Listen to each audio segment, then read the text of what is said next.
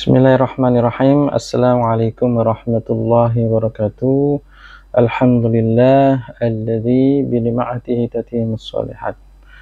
Kita bersyukur kepada Allah dengan begitu banyak nikmat yang Allah berikan kepada diri kita hingga kini, yang mungkin kalau kita mencoba menghitung satu persatu nikmat itu sulit karena begitu banyak nikmat Allah. Dan tentunya kita tidak lupa menyampaikan salawat dan salam kepada baginda Nabi Muhammad Rasulullah Sallallahu Alaihi Wasallam. Dan kita berharap semoga suatu saat nanti, semoga nanti di akhirat kita berjumpa kepada Rasulullah Sallallahu Alaihi Wasallam di surga Firdausnya. Allahumma amin. Dan malam ini malam Jumat ya,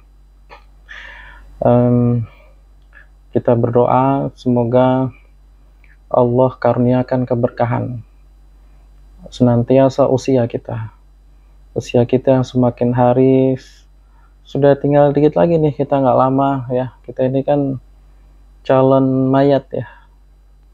Kullun nafsin za'iqatul maut, setiap memiliki jiwa akan mati. Gak lama hidup kita di dunia, hanya sebentar saja.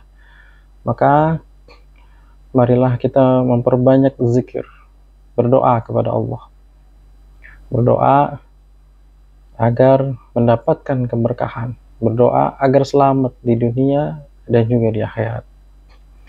Baik, kesempatan kali ini materi-materi yang sederhana penyampaiannya saya juga ya. Jadi banyak sekali pasien-pasien saya di usia yang sudah uzur ya, sudah lanjut usia masa-masa pensiun, masa-masa yang seharusnya bisa berbahagia, tapi ini ada penyakit ya, timbul sakit, nanti hilang, sakit lagi. Jangankan di masa pensiun, kadang di usia 40-an ke atas juga, 40-an, 50, ada yang mungkin sudah 60. Jadi sakitnya hilang pergi. Bahkan ada juga yang menyangka ini sihir ya. Banyak tuh yang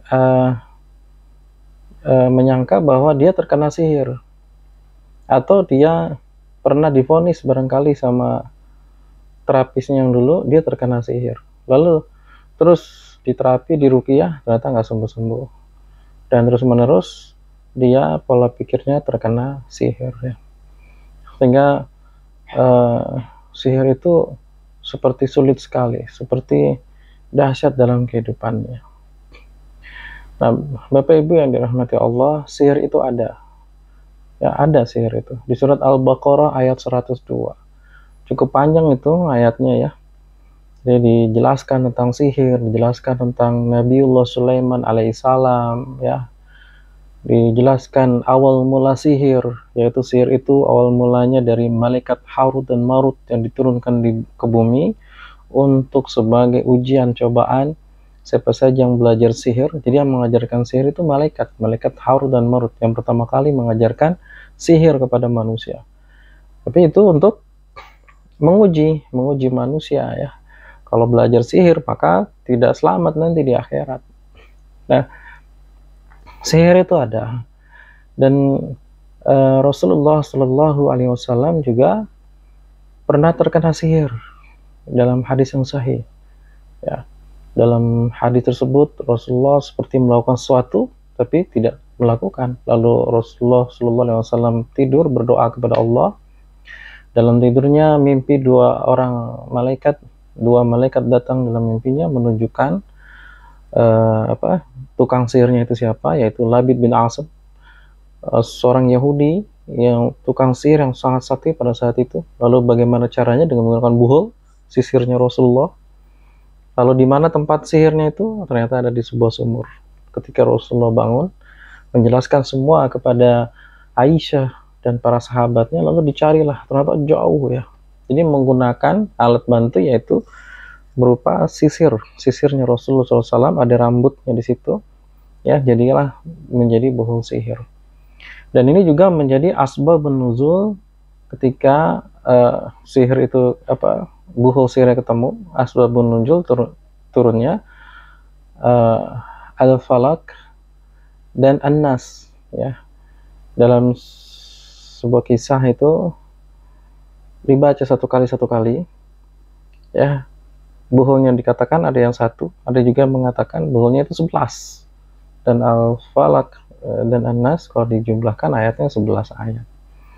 Dibacakan buhul sihir itu diruqyah dengan Al-Falaq dan An-Nas, itu sirna tuh sihirnya, buhulnya. Lalu buhulnya itu mau dibakar sama sahabatnya, jangan, kubur saja. Jadi cara untuk menghilangkan buhul sihir juga dengan dikubur.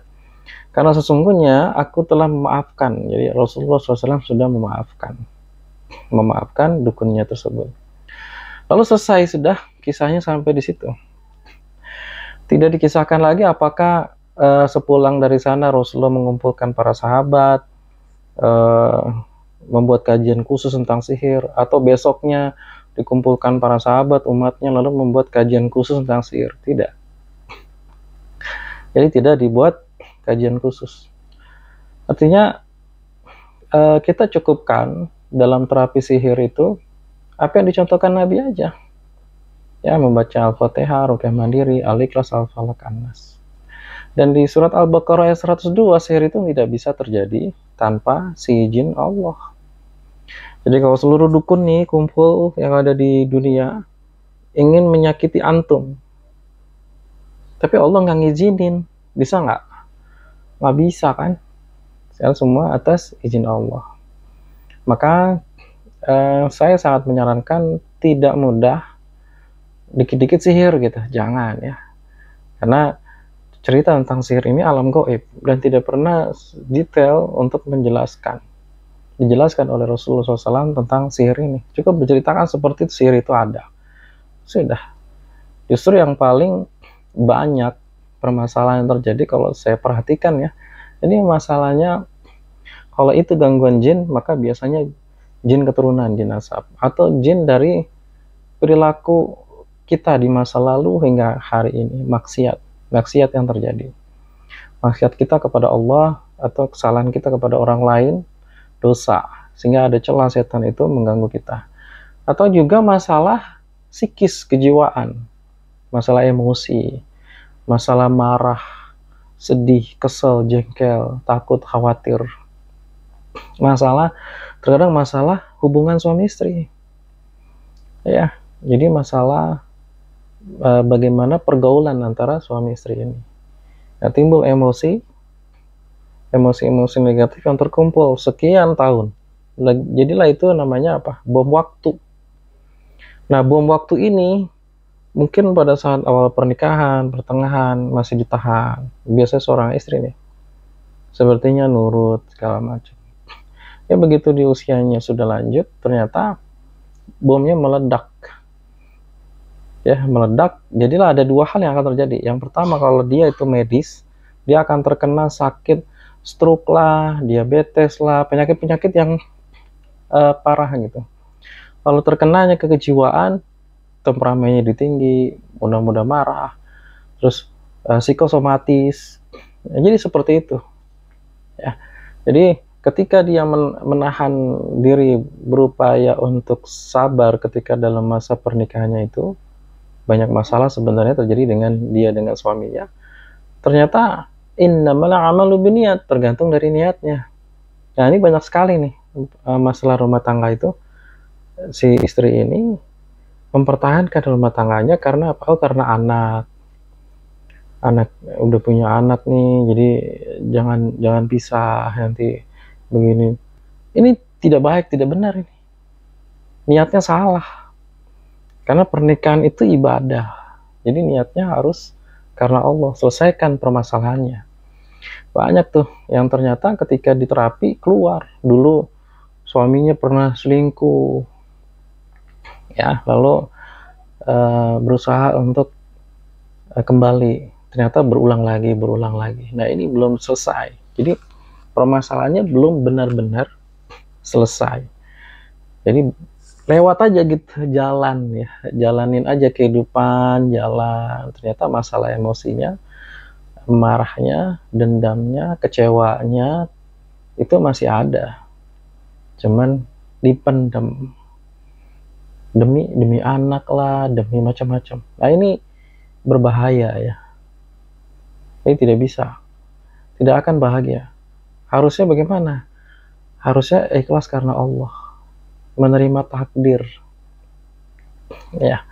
Jadi ketika ada sakit nih, ada masalah yang terjadi dalam hidup kita, maka terima takdir nih, diterima takdirnya.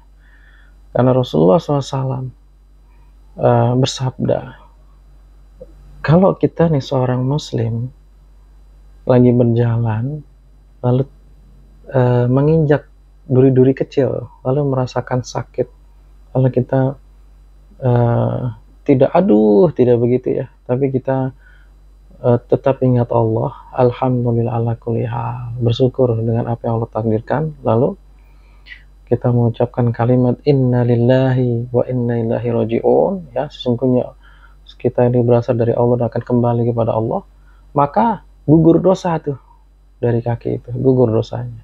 Maka ketika kita punya masalah apapun, kita lagi sakit, kita lagi ada masalah ujian nih, maka ucapkan itu, alhamdulillah ala kulli hal, inna lillahi wa inna ilaihi raji'un.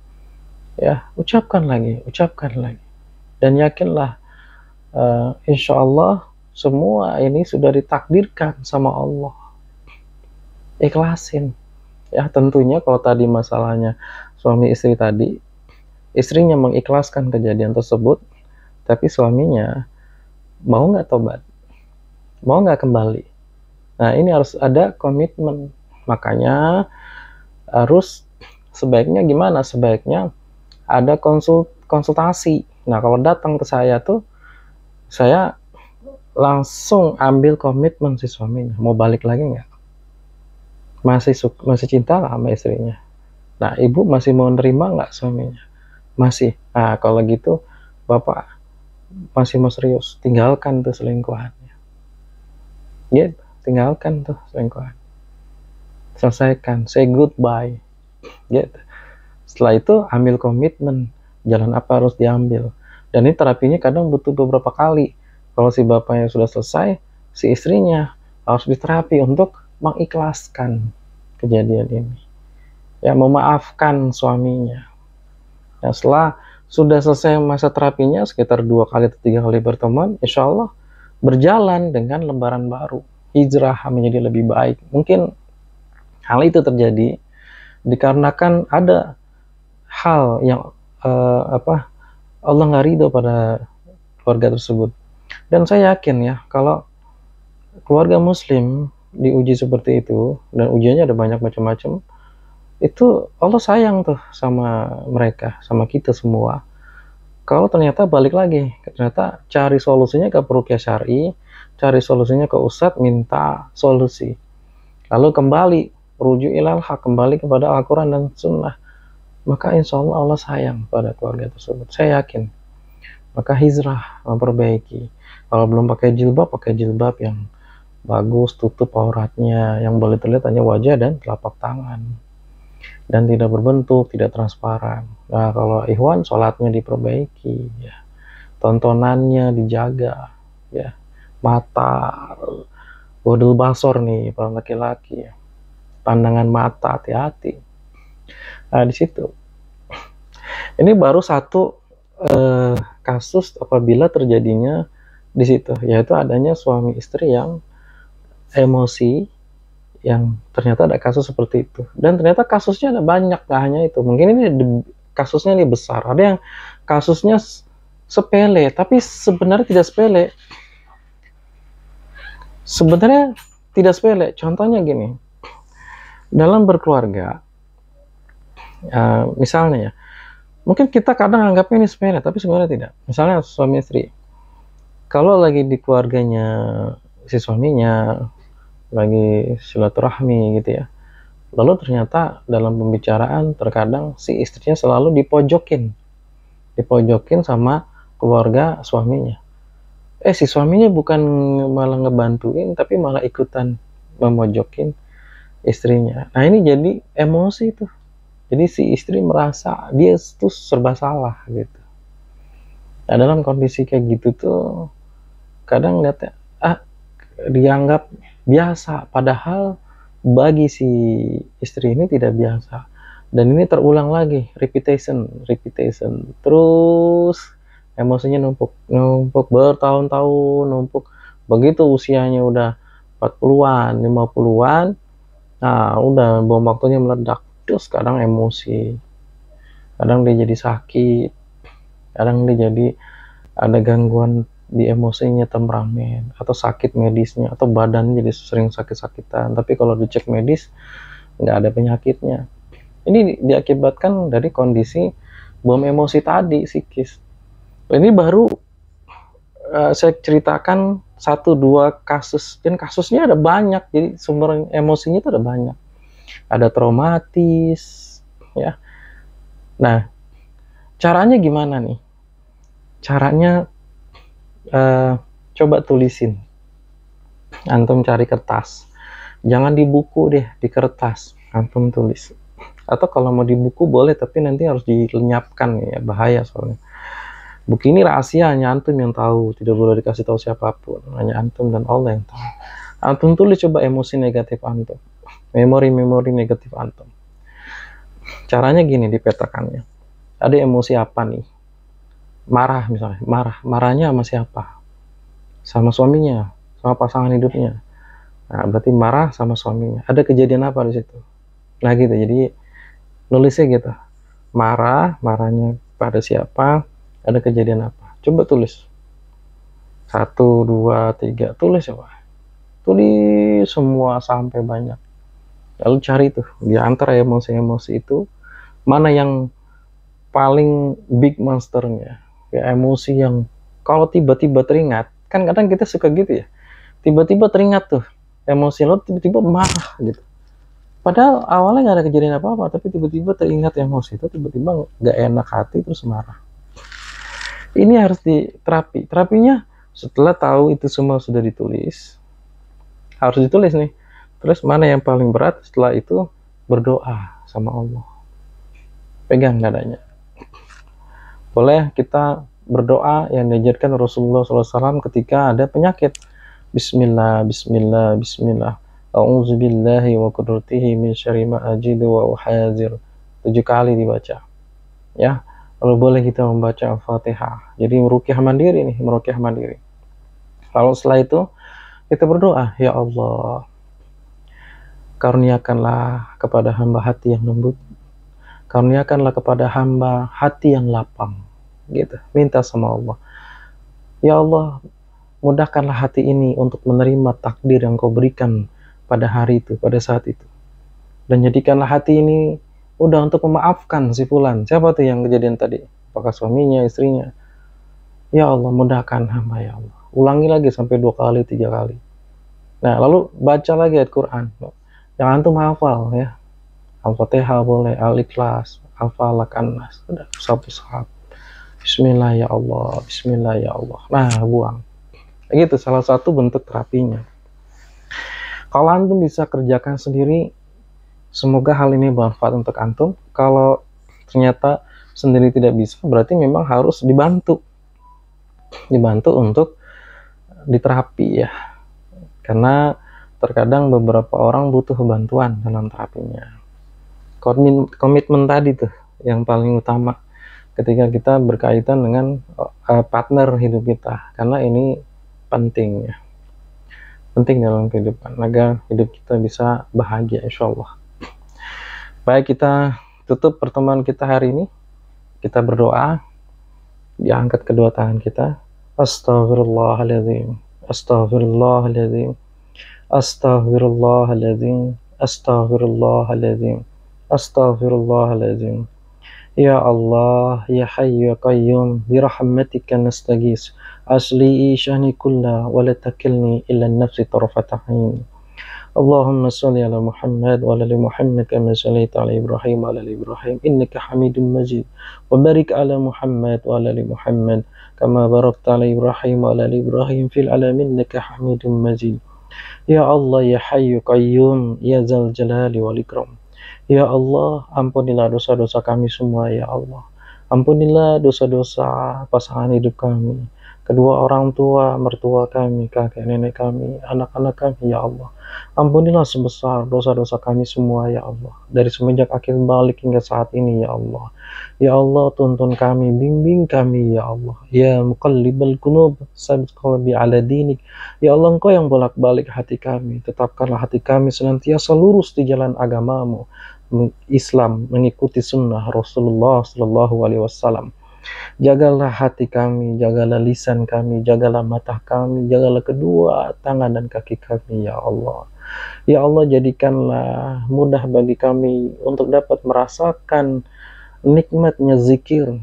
Karuniakan kepada diri kami, keluarga besar kami, nikmatnya berzikir, nikmatnya kekhusyuan berzikir, beribadah, membaca Quran ya Allah. Ya Allah, karuniakan keridhaan, karuniakan keberkahan pada sisa usia kami ya Allah. Ya Allah, kami berlindung kepadamu ya Allah dari takdir-takdir buruk yang Kau ciptakan untuk keluarga kami ya Allah. Ya Allah, kami berlindung kepadamu ya Allah dari keburukan yang ada dalam diri kami ya Allah. Kami berlindung kepadamu ya Allah dari keburukan orang-orang di sekitar kami ya Allah, dari bisikan-bisikan setan dan dari bisikan-bisikan setan dari bangsa jin dan manusia. Ya Allah, tuntun kami, bimbing kami ya Allah, agar senantiasa dekat denganmu ya Allah. Dekatkanlah segala hal yang dapat mendekatkan kami kepadamu ya Allah. Jauhkanlah segala hal yang dapat menjauhkan kami darimu ya Allah. Ya Allah, yang hari ini mungkin yang menonton video ini sedang sakit, mohon keridhaan-Mu sembuhkan ya Allah. Karuniakanlah kesembuhan ya Allah dari semua penyakit yang dialaminya. Sembuh dengan sebenar-benarnya sembuh tanpa ada sisa penyakit lagi. Ya Allah, apabila ada yang belum mendapatkan jodoh, maka karuniakanlah jodoh ya Allah yang soleh-soleha. Ya Allah, apabila ada yang belum memiliki keturunan, karuniakanlah ya Allah. Karuniakanlah anak yang soleh-soleha, petunjuk bagi kedua orang tuanya ya Allah. Ya Allah, ya Hayyu ya Qayyum, ya Zal Jalali wal Ikram. Apabila hari ini ada yang Engkau uji dengan keuangan, Engkau uji dengan rezeki, ya Allah, lapangkan rezekinya ya Allah. Turunkan rezekinya apabila di langit, keluarkan apabila di dalam bumi. Dekatkan apabila jauh ya Allah, sucikan apabila haram. Perbanyak ya Allah apabila rezeki itu sedikit. Perbanyak ya Allah, karuniakanlah rezeki dari segala arah, sehingga lunas semua hutangnya dan kebutuhannya. Ya Allah, mohon keridhaan-Mu ya Allah. Karuniakan keberkahan di sisa usia kami ini. Jagalah diri kami, pasangan hidup kami, orang tua, mertua kami, anak-anak kami semua ya Allah, hingga akhir hayat nanti. Matikanlah kami dalam kondisi husnul khatimah, sedang sujud ya Allah, sedang sholat, sedang sujud di Raudhah Madinah, sedang sujud di depan Ka'bah ya Allah. Ya Allah, kumpulkan keluarga besar kami di surga Firdaus-Mu ya Allah, berjumpa dengan Rasulullah Sallallahu Alaihi Wasallam, dan izinkan kami ya Allah kelak di surga-Mu dapat memandang wajah-Mu ya Allah, memandang wajah-Mu ya Allah, memandang wajah-Mu ya Allah. Ya Allah, ya Hayyu ya Qayyum, ya Zal Jalali wal Ikram. Kabulkan doa-doa kami ya Allah. Rabbana hab lana min azwajina wa dhurriyyatina qurrata a'yun waj'alna muttaqina imama. Rabbi hab li minas shalihin. Rabbana atina fid dunya hasanah wa fil akhirati hasanah wa qina azabannar. Amin ya rabbal alamin. Alhamdulillahirabbil alamin. Baik, sepertinya sudah lama juga nih videonya ya. Lebih lama dari yang video sebelumnya. Sini sudah 24 menit. Sebenarnya saya mau bikin video sedikit-sedikit, tapi nggak apa-apa. Semoga bermanfaat sharing malam ini ya. Doakan saya terus, semoga ada video-video lagi yang bermanfaat untuk kita semua, keberkahan untuk kita semua. Silakan di-share videonya, barangkali ada yang butuhkan. Dan ada pertanyaan di komen ya, entah di YouTube atau di TikTok, ingin bertanya dan tema apa yang bisa kita bahas seputar penyakit dan pengobatannya. Barakallahu fikum. Subhanaka wa bihamdika asyhadu an la ilaha illa anta astaghfiruka wa atubu ilaik. Assalamualaikum warahmatullahi wabarakatuh.